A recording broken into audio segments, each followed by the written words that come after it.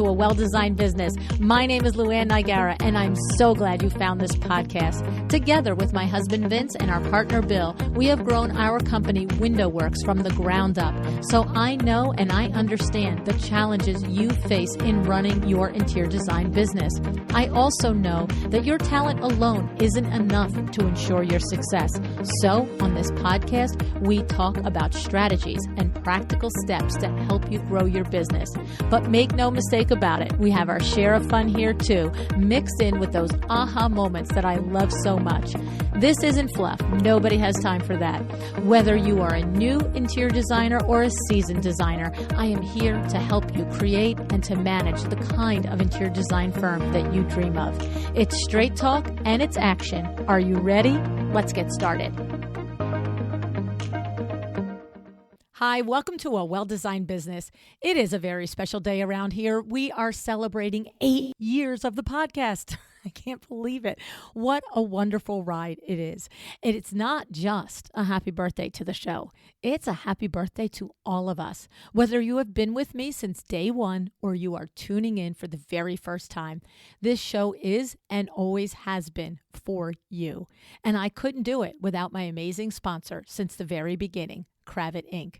The truth is, I have collaborated with and counted on Kravet Inc. for much longer than 8 years. In fact, Kravet Inc. was the very first fabric company I ever opened an account with for WindowWorks way back in the early 1980s.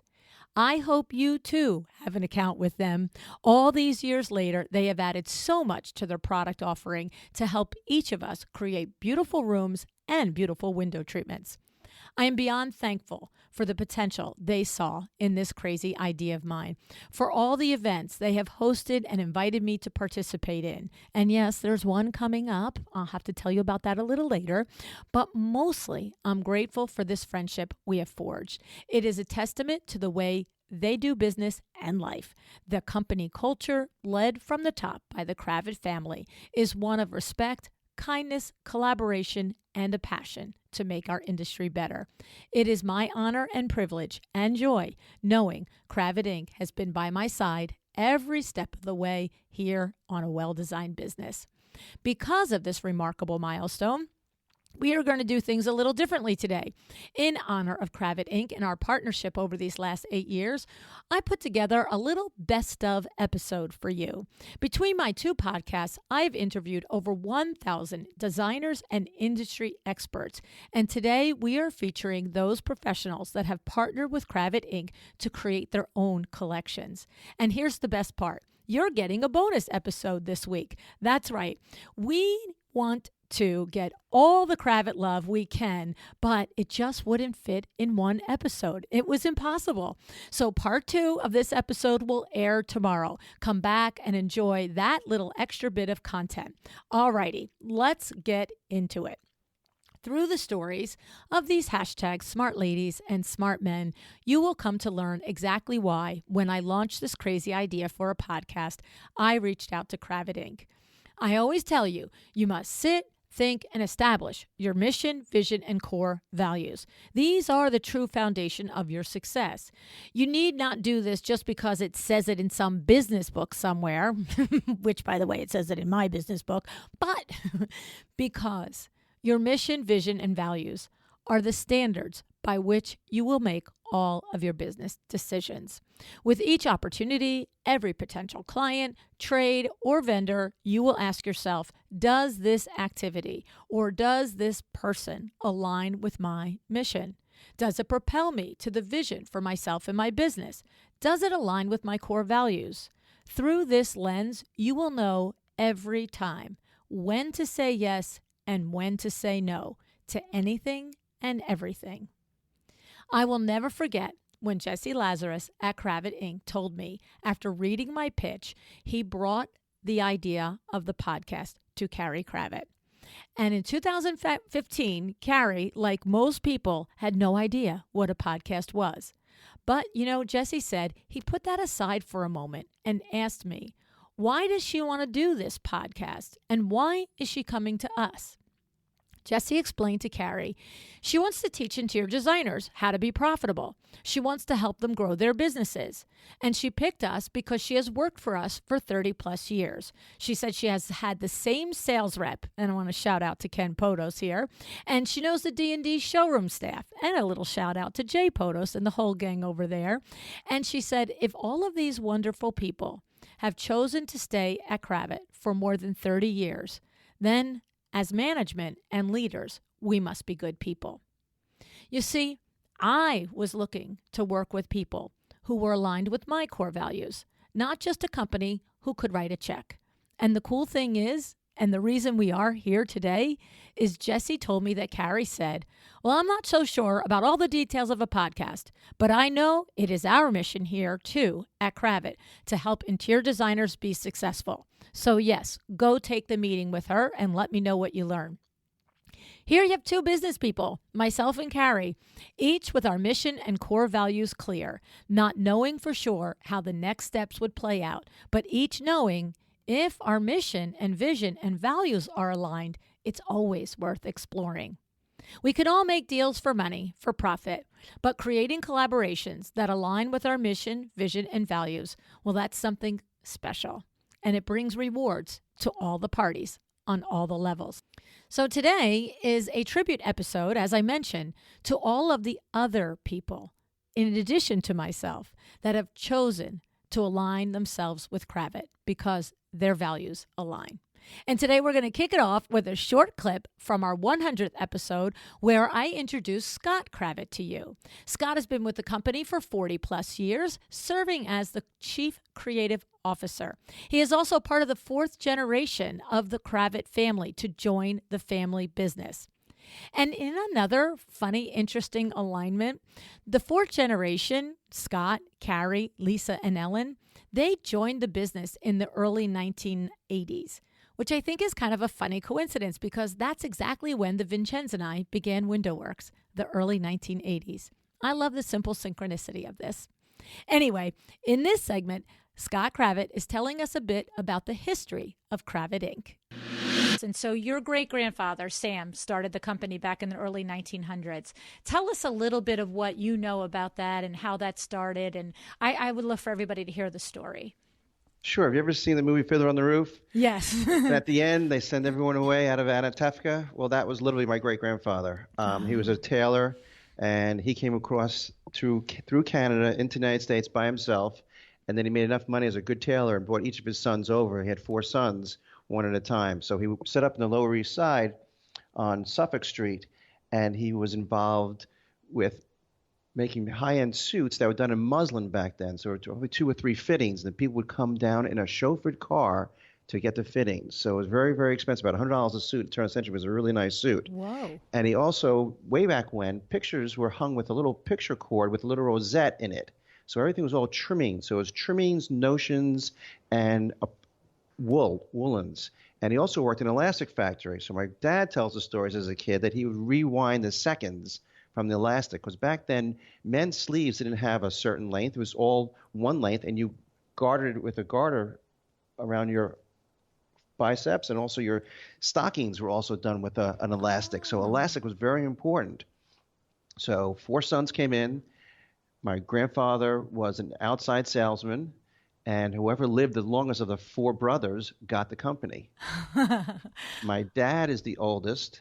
And he wanted to go to med school, particularly after the war. He wanted to go to med school. My grandmother said, no. You're the oldest. You're going into the business, and your brother will become a doctor. And that's exactly what happened. So No way.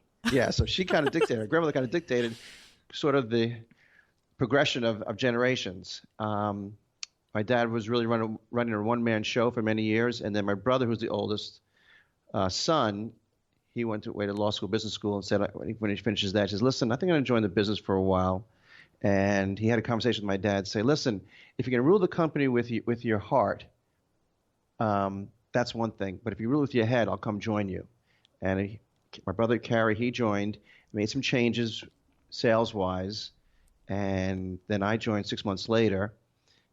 And my sister also was a teacher for special ed, and then she joined. So all 3 of us came in at different times for different reasons, but we're all get along extremely well. There's no family animosity at all. We don't do each other's job. My brother and my sister-in-law, Lisa, Carrie's wife, literally run the company administratively, financially, and I'm responsible for all product development.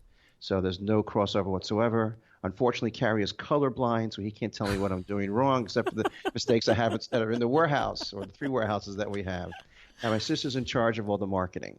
So it's really, really a nice siblings. And your sister's name, just for everybody, is Ellen, right? Ellen, Okay. Mm-hmm. and she runs the marketing division and all our events. And my parents are still alive, and they still tell us what we're doing wrong every day. It really. So we live vicariously through our iPads, and they live vicariously through us. And we show them everything that we're doing, and I tell them about all my trips to the different mills and show them the product ranges. And showed some mock-ups to my mother the other day of Candace Olson, and she says, that the third SKU is wrong. I said, what do you mean it's wrong? She goes, it's out of rotation. And sure enough, she was right. No way. So they have that sense that they're not picking on us, but they're usually right. So it's nice to have them around. What are your parents' names?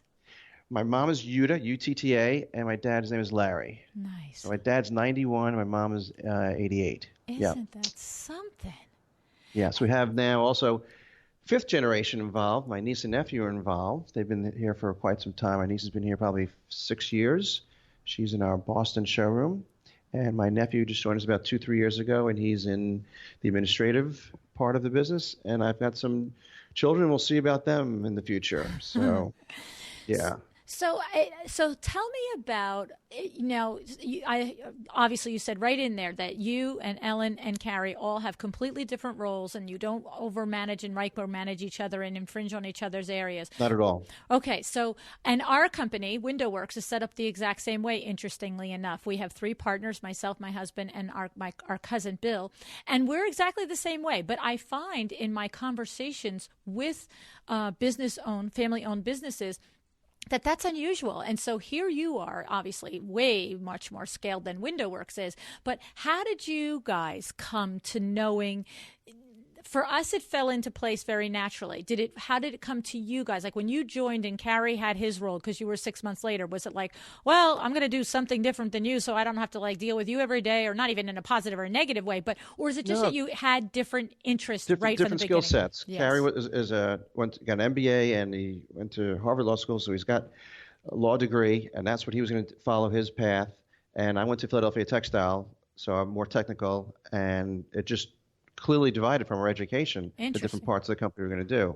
And Ellen, being a special ed teacher, just had great interest in our company through osmosis, through years and years of listening to the conversation at the dinner table. And when she decided to give that up, she said, I'm going to come join you and work with my mom in marketing. And now she's in charge of the marketing. So it just flows. But I've been picking colors with my dad on our, porch outside since I'm 6 years old. So it's always what I wanted to do. Okay. So you each had an affinity. Yes, you each had an affinity for different things, and they fortunately worked their way into the different, true needs of running the business. Exactly. Very cool. Very cool. I love that Scott and his siblings all decided to join the family business on their own terms. I'm in a family business, and I can attest that it has its challenges, but it most certainly has its rewards. I wanted to share that little intro so you could get to know Scott and Kravet Inc. a bit better. There are real humans, people, behind all the fabric, trim, wallpaper, furniture, lighting, rugs, and accessories that we all know and love. Now, let's move on to Candace Olson. You know her, right? She is a fantastic lady. Scott mentioned her in his clip, and this is from episode number 74. Here, Candace is discussing curated Kravet, her collection, and her own family dynamic. Nice. The only thing that crosses my mind as you actually are describing, the depth of the different licensing projects that you have, I'm thinking to myself, just the process that you describe with actually coming up with the 4 books for Kravet. I'm like, wait, now we've got wallpaper, carpet design, lighting design, bedding design. When do you design? Well, I'll be honest. It's insane. that side, the residential side has, I mean, I never had a licensing business before, when I started my design Yes. business. So that I've scaled that back. Yes, it almost would I- have to, right? I mean, because it's either that or you have to farm out your kids and your husband. I mean, it's one or the other, right? Well, and my husband and I, just on a personal level, years ago when I first, again, because I think I shot the first show, we got married that weekend and it was just blam, blam, blam, all this stuff happened. And then, we had two kids. Um, how that happened, I know how it happens, but where we found the 2 minutes and 40 seconds for that to happen, I have no idea.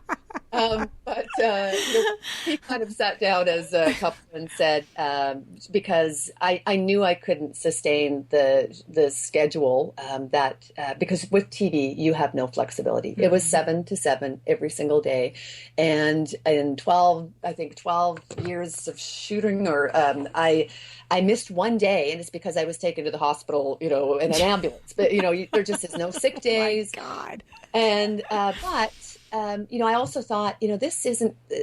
We had young children. I remember nursing them on set, and then Piper spitting up in my hair extensions. And what a life! Just telling it all now, folks.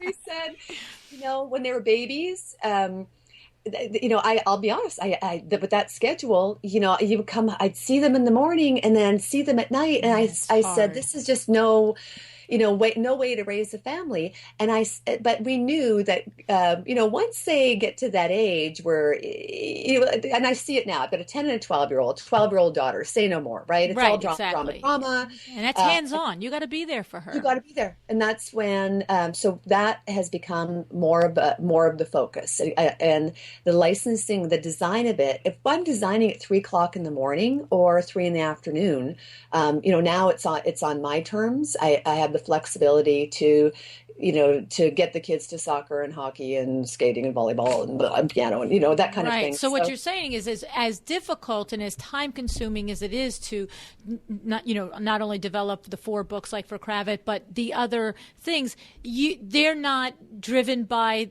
the client who can only see you at 2 o'clock on Tuesday when you're supposed to take her to piano lesson. You're able to move that around the lifestyle of your family easier. So they're still very intense and there's still a lot of deadlines and pressure, but you've backed down the actual one-on-one design a little bit, and this is sort of, is the business platform now, it sounds like you're saying.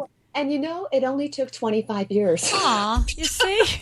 But it's true, and I completely I think designers are and I keep going back to curatedkravet.com because we're all everyone's working and firing on all cylinders and expected to do so much more with so much less these days. So having a tool like Curated, where it's just a go-to that allows you to work so much more efficiently. I know we talk about design and the beauty of it, but the business of design is you're running a business. Right. I always tell people it is not a hobby. This is a business. You sound like me. That's my exact line. It's not a hobby. It's not a hobby. And I want my clients to know that, from the get-go. I have to respect their time, but I expect the same in return, and they're going to get an invoice at the end of it. Exactly. But no, we are, it's a service industry, and finding the time to quote unquote, do it all, have your business, especially as a working mother, and have your business, have a happy home life, and, kids that aren't on Dr. Phil every day. It is a juggle. And people always say, how do you do it all? And I go, oh my God, are you kidding me? Like it's something always gives, right? Yes. The kids eat hot dogs for two days, or, you kiss the dog and you walk your husband. You mix it all up, right? Yep, that's still my line. It's not a hobby. But I love the sentiment here from Candace that because of Kraveting, she can make her career work without sacrificing time with her family. And I know that that's no accident. Kraveting, just like my company and like many of your companies, is a family company.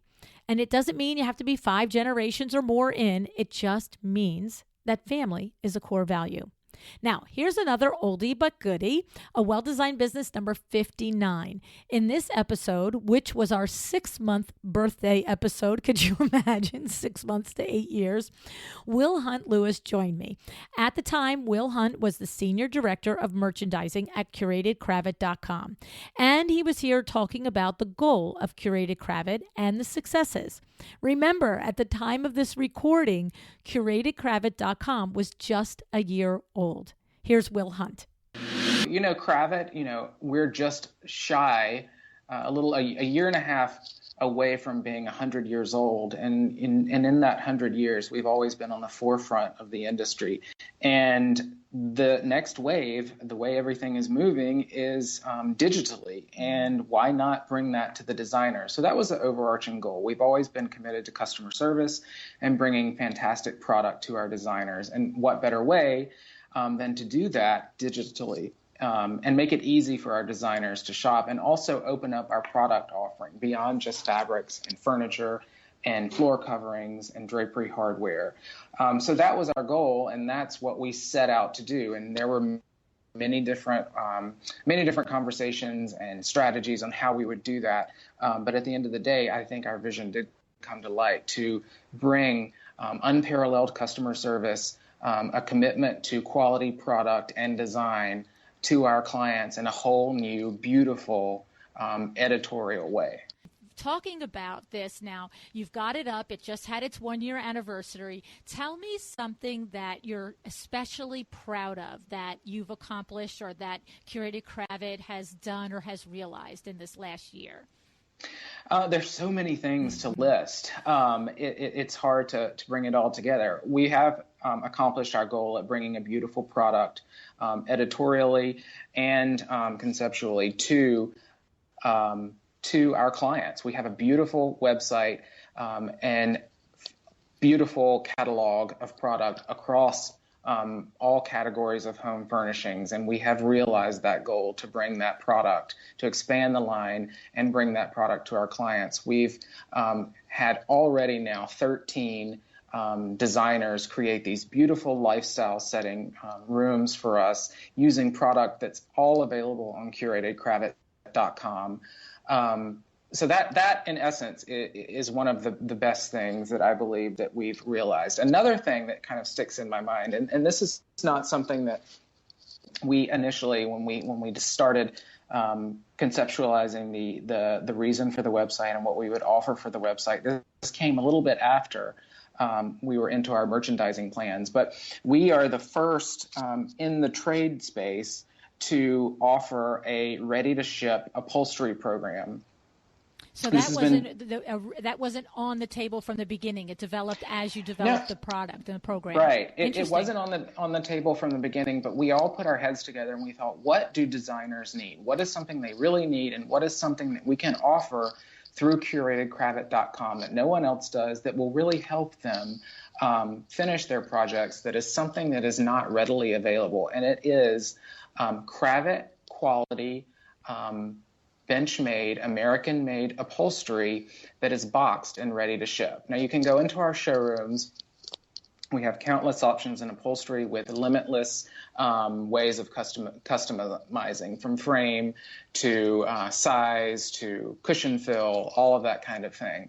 What this is taking our best frames, our best-selling and most popular upholstery frames, pairing them with our best-selling fabrics and in standard sizes, and making them up, warehousing them so they're ready to go. So you just go onto the website, you decide you need a sofa, you see what sofas are available, they are ready to ship. The only lead time you have is the time it takes to get from you to whatever address that you're shipping it to. So that's something that we have realized. It's pretty significant, right? Right, it really is. It really is. So it's something, it's neat when you start a project and you don't even have that on your radar, and it pops up and it becomes something that's so important. Yes, and of course that has been one of the best-selling features of the Curated Cravat line, I would imagine, correct? That whole... Oh, absolutely. Yes, absolutely. Yes. It has been, it's been a huge success and something that we've heard nothing but good things about. It's been great. Way back when this show was a baby podcast, I had the pleasure of speaking with Joe Cariotti, an award-winning glassblower and craftsman. We spoke at length about the incredible collection he created with Kravid Inc. for CuratedKravid.com. And let me just say, you have to see this collection. The vases and the lamps and the exclusive colors are gorgeous. I encourage you to go back to this episode and hear about the color selection process and everything that went into launching the collection. Links to each of the full episodes of all of the ones that I'm discussing here today will be in the show notes. But what I want to share with you today from my conversation with Joe is how he was able to dedicate so much time to the creative side of his business. I know there are a ton of us that are stuck in the weeds of our businesses. While our creative talent, that thing that made you want to be a designer in the first place, is sitting on a shelf waiting for you to pick it up again. But you think, how? Maybe you always wanted to design a collection or work on a big dream project like this, but you just can't see a way out of the nitty-gritty business tasks. So let's hear what Joe has to say about this. Yeah, I think that it comes down, for me personally, I'm of the personality where I wanted to be able to touch each part of my company and understand it. Everything from bookkeeping, I would have to say not web design, and not even necessarily photography, but staging the photography, of course, and doing the arrangements and photography. We were growing every single year. So I was able to touch each part of my business forcefully, right? And then finally be able to let go of some of those aspects in order to free up time to be creative, but also dive back in and put on the business hat. So it is so challenging, and it's, I don't even know if it's worth mentioning, but putting on the creative hat, putting on the production hat as a glassmaker, right. I wouldn't even call that creative. That's like running around a racetrack that you know really well, and it feels great, and you're getting some things done, and you're getting your body warm, and then you need to take that hat off and come in and either work on billing or development or contacting a customer that is needs something very specific. And personally, I actually love all of those things. It wasn't until someone popped up out of the blue. I knew that I needed a change in my company. I felt like the company wasn't going to grow in a direction that I wanted it to grow, which was to include more people in business. So it's like, how can you get yourself out of the way, and how can you afford to get yourself out of the way to include more people, to enhance your business, to strengthen it, to take some of the stressors off of you from the dailies, whether that be checking the actual physical mail or the email, in order to get you into a position that's the most powerful. I think that we roll back just a little bit. As long as your foundation is set up in your company, I would imagine it would be good for you in terms of your foundation. Again, I guess that's the best way to phrase it, is that you have your focus and your direction of your company, that your brand or your company is going to be moving in a direction that is forward from here creatively and business-wise. So what foundation should be set up for you in the background? I believe the bookkeeping should be absolutely stable, and you shouldn't touch it. If you're not working with a bookkeeper, that should be the first thing that you hire. And then key things that you can pass off could be something as easy as social media and any kind of office duties or dailies that are bogging you down from keeping your vision open and moving that into the future. So I think that this comes down to speaking also to setting yourself up and living into your dream. It sounds totally cliche, but it is so true. If you do not create a vision for your company, what are you going to live into? You are going to get stifled and caught up in dailies, and that is not going to move the company in the right direction. The thing about our company, again, I think this is, if you look at me as a personality, you're speaking to someone who is okay with taking 15 years to get to, be good at something, like, really? Okay, so let's call me patient, right? So I was really patient in working with my bookkeeper, and now she's been with me for 6 years. Okay. So has she grown as a bookkeeper? Has she become more powerful? Absolutely. When things got escalated and elevated inside the company financially, we brought in, I call Marlene the Wolf, and she is the professional cleaner of the books, and she is booked quarterly. And she has a great relationship with my tax accountant. They work closely together. So you can see that the necessity for stair-stepping came over time. Right. So should you run out and hire a bookkeeper that's $150 an hour? Of course not. Right. You need to look at the scale of your business and do what makes sense for each position, whether it's the bookkeeper, whether it's a social media intern, whether it's a project manager. Now that's a different conversation, right? Because project management, brand direction, sales direction, these are key phrases that are going to scare a lot of people and possibly cost a lot of money. So I hope that begins to answer that question. I'd like to speak to the higher ups and what we're up to today, because we have made some changes and they're not quite as scary as I thought. Okay. I love it. I love that. And I know my cousin Eileen Hahn, if she were listening to this, she'd be screaming, yes, yes, yes, yes. Because as a leadership consultant, Eileen and I have shared many, many times on the podcast with you, work in your superpower. Create a solid foundation so you can identify what you are good at and delegate the rest. Create the time and space in your business to get back to doing the things that bring you joy. All right? Okay. So now we're going to go back to episode number 34. Activist, artist, and textile designer Mary Fisher is an absolutely remarkable lady. Oh my goodness, I remember being just like awestruck listening to her and talking to her. From her HIV diagnosis, her cancer battle, her philanthropy work, and her foundation in the support of AIDS, this episode is filled with inspiration. I really do hope you decide to go ahead and listen to her full episode. But today, I'm revisiting her comments about when to trust an expert. Sometimes the expert is you. Sometimes it's someone else. This conversation is twofold. On one hand, there are times in your career when you finally believe that you are that expert in design, in window treatments, in marketing, whatever your lane is. And then there comes a time in your career to realize and understand when others are the expert in their lane, when to trust them, when to lean on them. I mean, hello, this is the whole foundation of the podcast, right? It's the whole foundation of Luann Live. It's the whole foundation of the Power Talk Friday tour. You are an expert in your lane, but I encourage you to build your brain trust of experts to lean on for the other areas of expertise that will help you be successful. Let's hear what Mary Fisher has to say on this.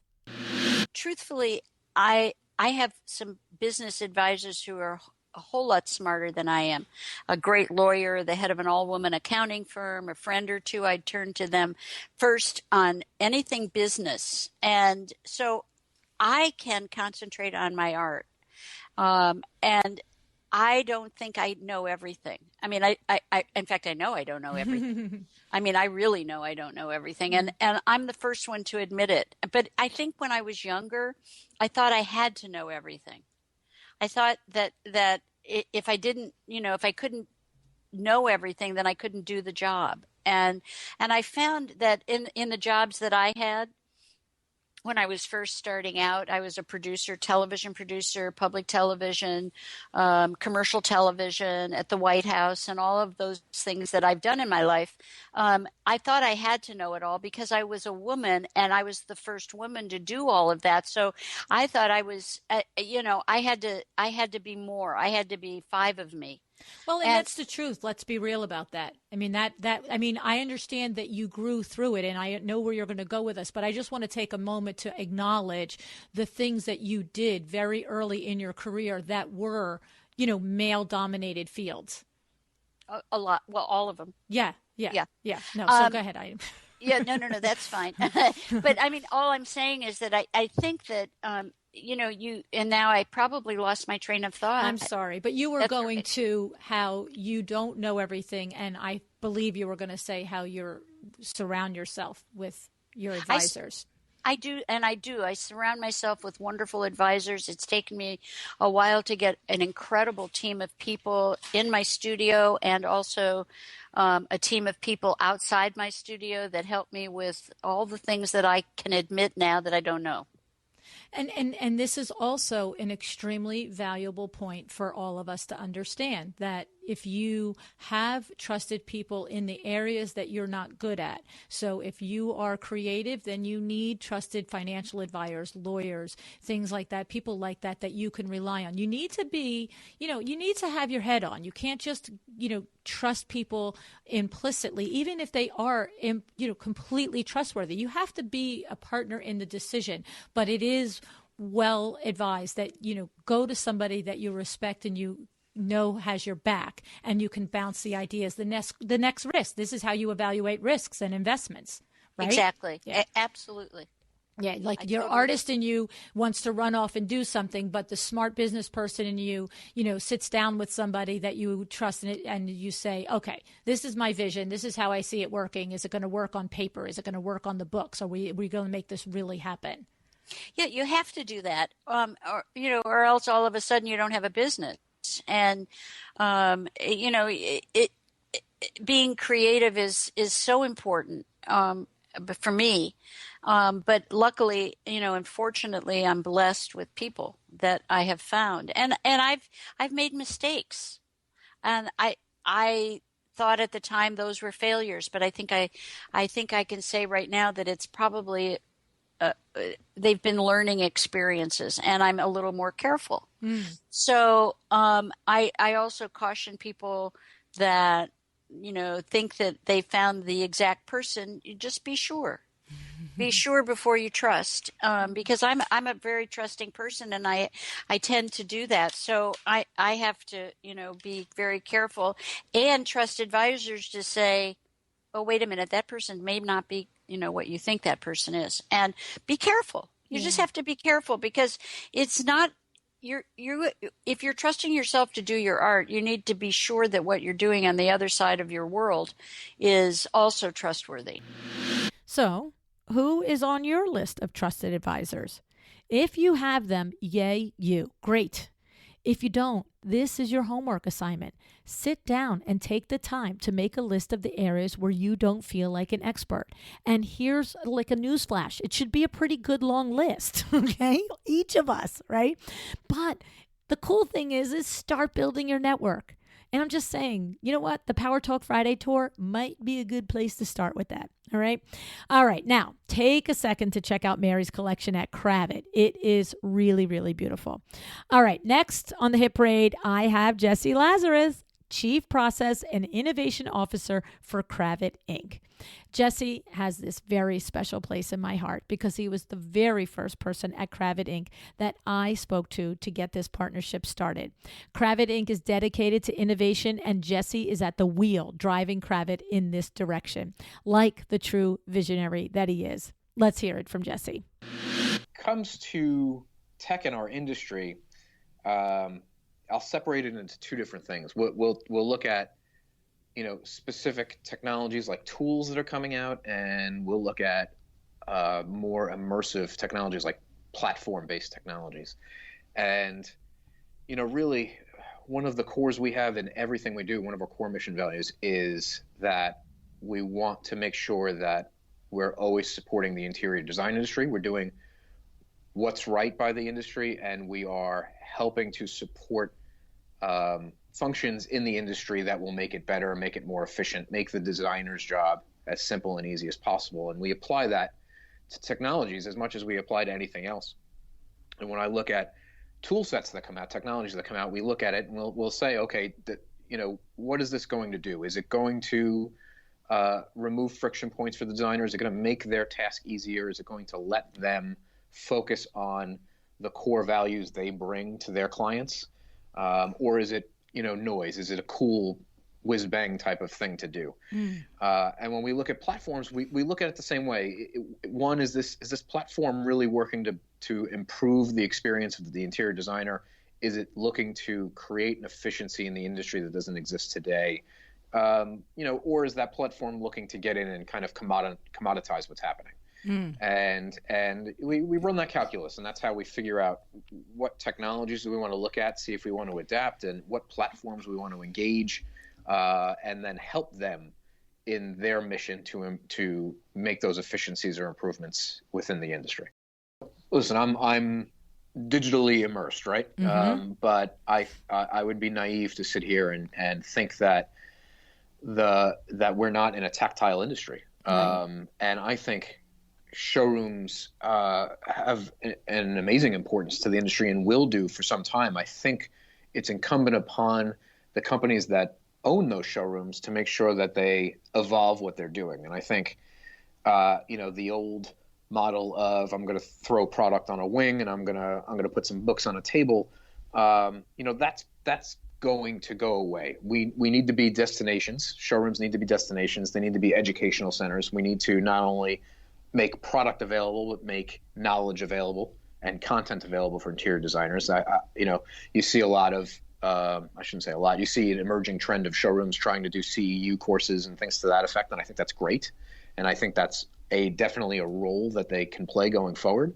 But it's important, I think, always for the companies that operate showrooms to look at the way designers shop, understand the changing ways that designers are shopping, discovering products, keeping sample libraries themselves, maybe discarding sample libraries themselves, right?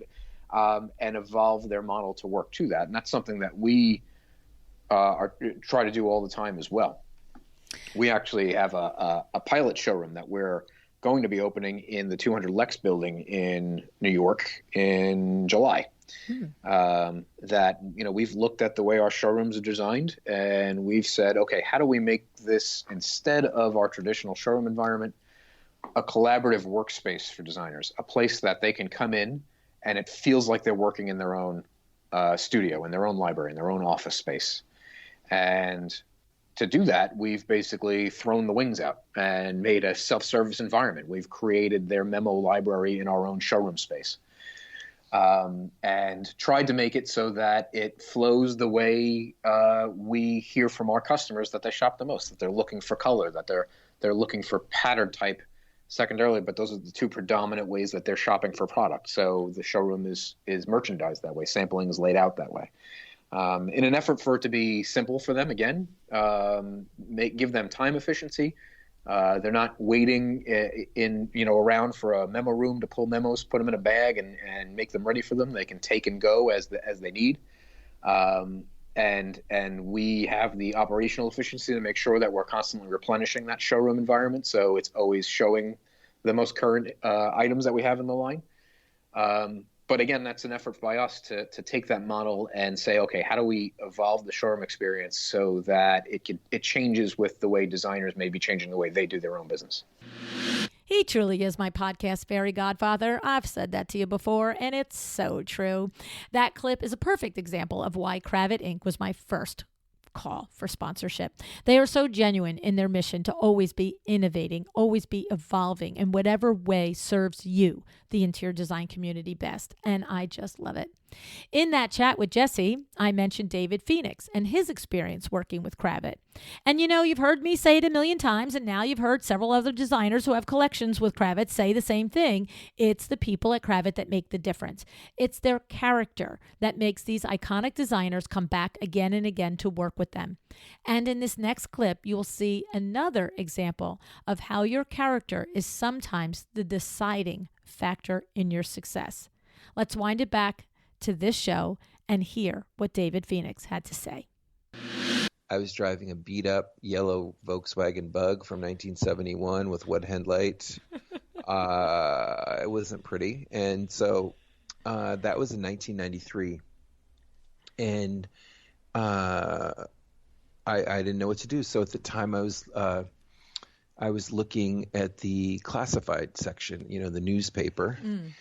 And my best friend who I met here in Los Angeles was dying. He had AIDS, and in the 90s, it was really, I mean, our whole industry was virtually wiped out in many ways. So a lot of industries were, and particularly interior design. So I would go up and, take him a coffee in the morning and take him to the doctor. And, he was a businessman, and we'd sit there and we'd talk about, how am I going to get a job? And so, we'd circle ads. I'd go for interviews. So it was a long process. It was a few, like a couple months or something. And then he died. And I was devastated. And, he was kind of like, the best friend you have where he knew everything. You told him everything. You'd call him 3 times a day, blah, blah, blah. So, it was really tough for me. So he was staying in a friend's guest house, someone he was very close with, and I had become close with. And so I was cleaning up his stuff and, just kind of getting organized and planning his service. And so his friend said, well, what are you going to do now? And I said, well, I'm going to become an interior designer. I don't even know where that came from, but it just did. And he said, well, that's a joke. I said, no, it's not. I can do this. I said, let me start by recovering all your furniture. It's all white. I can't screw it up. So he said, okay, you're on. I'll help you. And I said, okay, great. And so that's how I started. Okay, so now we have declared I am an interior designer. I have no education. I have no actual experience, but I am an interior designer. So that day that I went to the design center, for the other guy's upholstery. It was his name. His name is Barry Diller. He's a media mogul, and at the time he was buying, I think, Paramount Pictures or Home Shopping Network or something. Anyway, so he was, forced to be reckoned with, and so very intimidating. We got along very well, but he was, for me at the time, it was intimidating. And so I go to the design center. I'm pulling, and I probably had 100 fabrics, way too many, and too many choices. And so I was excited and nervous, and I was running back to his place. And so I was going down the escalator of the design center. And since I had worked there, I knew my way around. And Maria Shriver was coming up the escalator. She said, I called you at that store, and you're not there anymore. I said, oh, no. I said, no, I have my own business now. I mean, which was about an hour a minute old. Yeah. So she said, you do? And I said, I do. I said, and I have 2 hours before my next appointment, and I'm happy to take you shopping. And she said, oh, wow. Okay, great. Well, who's the fabric for in the bag? I said, I can't tell you. I said, he would be very upset, my client, if I told you, what I was doing for him. He's very private. And I said, he's kind of a hothead, so you don't want to, poke the bear. So she said, well, I'm going to find out who it is, so you better just tell me. I said, well, let's go shopping. So, her, right? Yeah, I know. So we shop and shop and shop. And, I don't know. I just kind of made it up on the fly. And so we said goodbye. She said, give me your card, which I just said, well, here's my number. I didn't even have a card. And she said, okay, I'll call you. And I said, great. And she goes, now, where are you going? I said, I'm going to this house on Coldwater. She goes, who lives on Coldwater? I said, Barry Diller. She said, oh, wow, that's exciting. I said, yeah. I said, he's a great guy. I said, but don't say anything to anyone because it's a very, he's a very private person. She gets in the car and she calls him up. Oh, my goodness. Yeah, so you can imagine now I'm on my way up there, and then she's on the phone with him, and so I'm like, I can't screw this up. It's my big break here. So she said, hi, I just Barry, it's Maria. I just understand. I ran into David Phoenix at the design center. I understand he's redoing your house. He said, well, he's helping me with some things, And so she said, well, have you seen any of his work? He said, no. Mm-hmm. And she said, well, he doesn't have a portfolio. And he said, no, he doesn't. And she said, well, why would you hire him? He's, you could hire anyone in the world. He goes, what's with the 20 questions? And he said, I watched him take care of his best friend in my guest house for months. And he said, you know what? I can only attest to his character. That's powerful. Yeah. And So and I get she and I she get I get choked up every time I tell that story. yes, of course. I mean, it's look, we know each other half hour now. I'm so impressed. I'm so impressed by what you've created, how you believe in yourself, how you really just knew it was important to be there for your friend, and that I'm so happy for you that it was recognized, that somebody Yeah. gave you a shot Yeah. because of Yeah. it.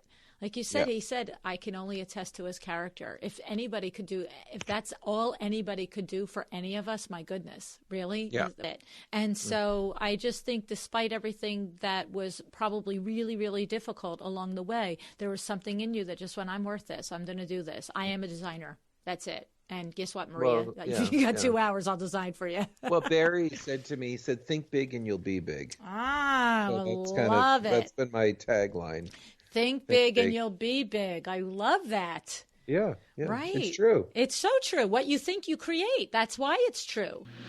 Super inspiring, right? I am still in awe of David's journey. He is scrappy and it paid off big time. You have to believe in your abilities and you have to believe in your worth and you have to believe in your talent. I mean, if you don't believe it, how can anyone else, let alone your clients? Like David said, think big and you'll be big. I love it. Speaking of scrappy, this next clip is Corey Damon Jenkins in episode 388. Did you know that Corey knocked on 779 doors before he landed his first design project? You did not hear me wrong. Yes, he personally knocked on 779 doors to get to the first, yes, I'd like to hire you. So, how did he go from knocking on doors to being the winner of HGTV's Show House Showdown, listed on AD100, published in Elle Decor, and having his own masterclass? Well, similar to David Phoenix, it is Corey's character and grit that fast-tracked him to success. And by the way, I say fast-tracked tongue-in-cheek, right?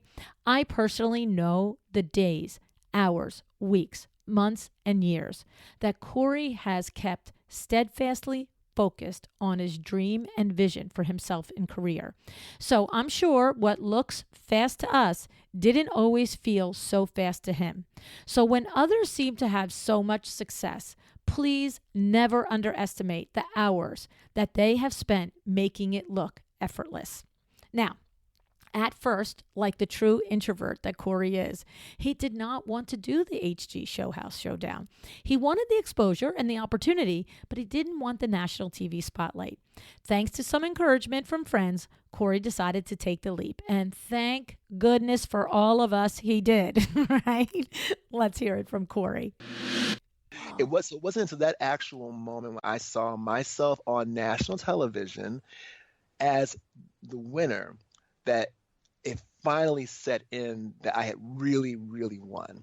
And it wasn't just a vocal victory lap, but it really was a visual one too, and that everyone else had seen the same thing that I was seeing with my friends and family on TV. So, yeah. That is just the most amazing story I think I've heard on the podcast in a year.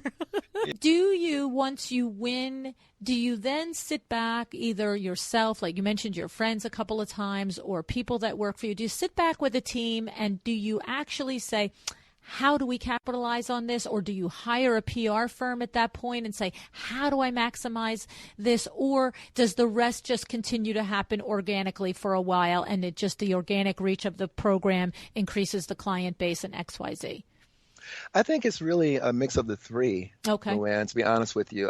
People have to like you. They have to like what they see in media. So I know that when I did my show, I got a tremendous amount of outpouring of support, handwritten letters, emails from people from all over the country. And I'll tell you that the people I spoke to and heard from were people that were looking and could see something in my experience that they could relate to. A lot of young African American and Hispanic and Asian design students who were young people coming up into the industry that did not see a lot of people that looked like them on television. Right. And also winning, winning their challenges. And so a lot of folks were telling me, hey, I was going to quit this whole design industry thing and go into a completely different field until I saw you on television. So, so there's that. People have to like what they see, and that is the organic aspect of it. If you are a snob or condescending on camera, or if you're a jerk, it will come across. Absolutely. And people, the human species is a very perceptive species. We do run on instinct to an extent, and so that will not attract to you any new fans. As far as agents and things like that, and PR agents, they do play a role.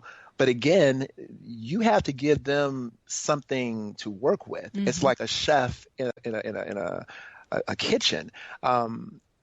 You can have a great chef that's putting his best effort into the meal, but if the ingredients in the meal are not right, or if it tastes nasty, no one's going to eat it. I don't care how pretty it is on the plate. I do speak in analogies. I'm sorry. I love it. It makes it very visual. Sort of illustration, but he can play as many garnishes and little flourishes on the plate all he wants. But if it tastes like mess, right, I'm sorry, it's not going to be edible. So an agent can push you out there, Luann. He can get you exposure, or at least get you in front of the right people. But if your work is not good, you're not going to get published or featured. If you're an arrogant jerk, editors and television show executives, they're not going to want to work with you. Right.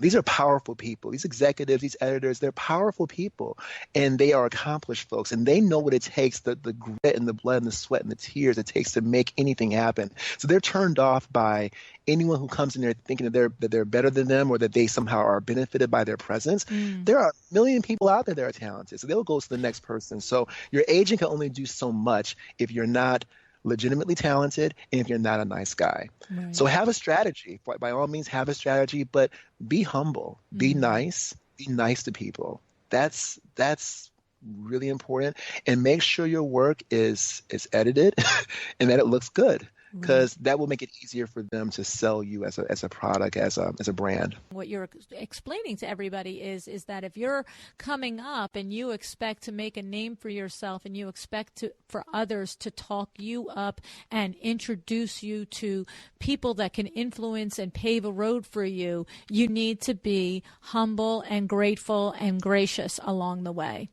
Yeah, that's Absolutely. What people react to, and people can relate to that. The Greek word for humble or humility, the original Greek root word is humus, Humus. When you translate that word to English, it means dirt-like. So keep your head to the ground. If you stay grounded, if you do make a mistake or slip up, you don't have very far to fall. And people like looking at things that are ground level, that they can relate to. When you crank your neck up and look too high up in the sky, the sun gets in your eyes, you can't see anything, it's blinding. People don't stare that long at things that are too high above them.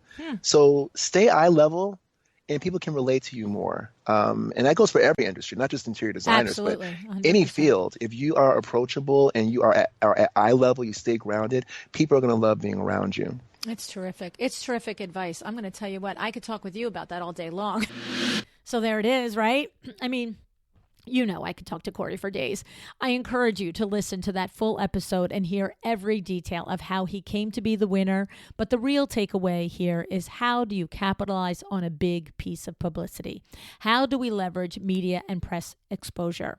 Well, like Corey said, be humble, be approachable, be someone people want to work with.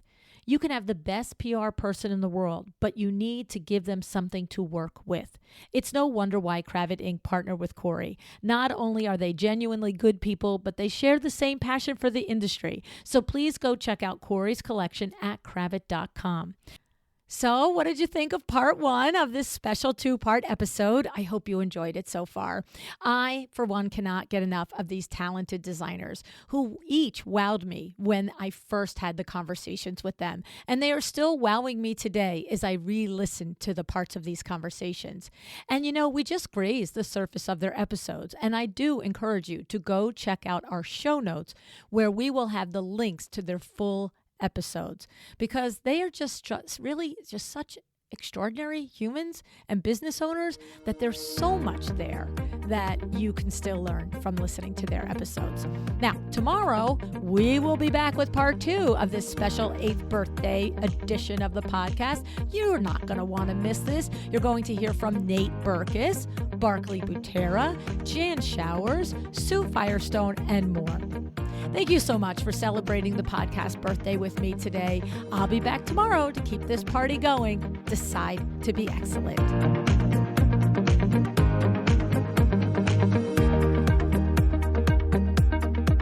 Thank you for joining me today. This podcast is a production of Luann Nigara, Inc. If you want to know more about me, my books, or Luann University, go to luannnigara.com. And if you are interested in having WindowWorks help you with your next window treatment or awning project in the New York, New Jersey metro area, go to windowworksnj.com to learn more. Have an excellent day.